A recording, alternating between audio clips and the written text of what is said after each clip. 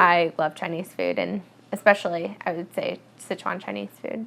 So growing up, I was actually born in Kunming, and then I lived there for 4 years, and then I moved to Chengdu the summer before I turned 5 years old, and then lived in Chengdu for 15 years, just about 15 years.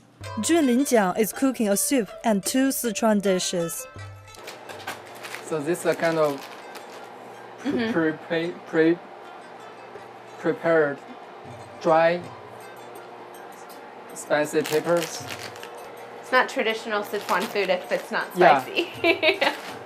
The temperature there is not that high, so it's pretty wet, and it's pretty moisture.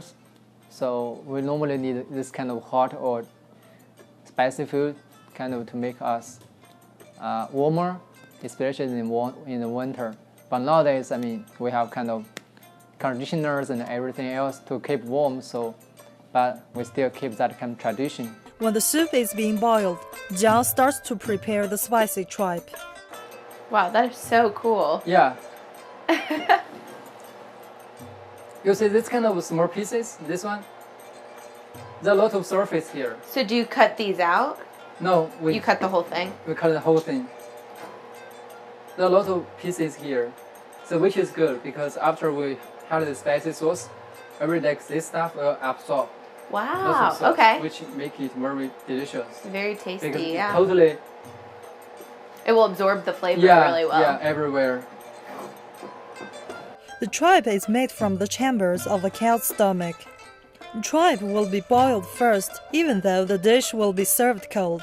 Yeah. Well, it's also in America, even just hot water versus cold water. In America, everybody likes ice water. Yeah. In China, just warm water. So everything we have Hot should be water. cooked, even though the cold dishes, but it's still kind of prepared first by some boiling or something. Yeah.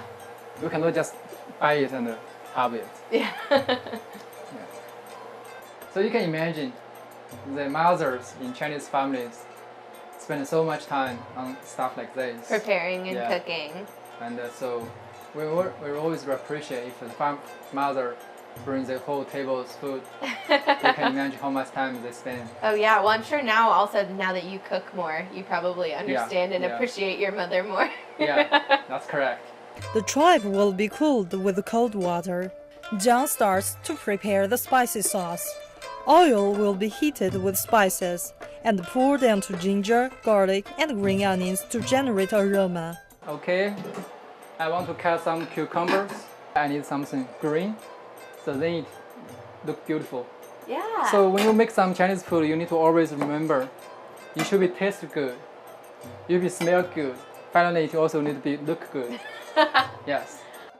Mix the cooled tripe with cucumber, the spicy sauce Jiang has prepared, and the other necessary seasonings. This dish is done. How is it? That's really good. Okay. Well, there's so many just different spices and everything that is used Yeah. just throughout the cooking process. So Yeah. you use different size bowls and different sauces. I can tell you one small tricky part. If you visit some Chinese families, take a look at their kitchens. If you have a big area of stuff there, bottles or bags, that means they cook a lot and they cook well. Wow. Weijia is Jiang's girlfriend. She will cook the spicy tofu dish. Do you cook with sesame seeds a lot? Sometimes like to make it more beautiful Okay. and more tasty. Yeah. Okay, almost done. It's very easy, right? It smells I so just- good. I'm not come from Sichuan, but I love spicy food, so I cook it a lot at home. I'm very impressed. When the second dish is done, the soup is ready too. I honestly think one of the biggest differences is the fact that Chinese people, and even just the culture emphasizes this as well, is the emphasis on fresh foods, and that even comes out in the size of refrigerators in China. In China, the people have much smaller refrigerators because every day they go to the market and buy fresh meat or buy fresh vegetables. I've never had this before, but I like it a lot. How is it? So yeah, how do you think of it? Yeah, I like it. I think it's pretty good. It's a good mix of flavors. It's a good temperature as well. Yeah. Well, I think it's very funny when I go out to Chinese restaurants and they'll put like a red pepper next to menu items saying it's really spicy. And I try it and I'm like, this isn't spicy at all. So I think kind of my definition of what is spicy has changed a little bit from growing up in China, because I really do love spicy food. And I think it's also an acquired taste.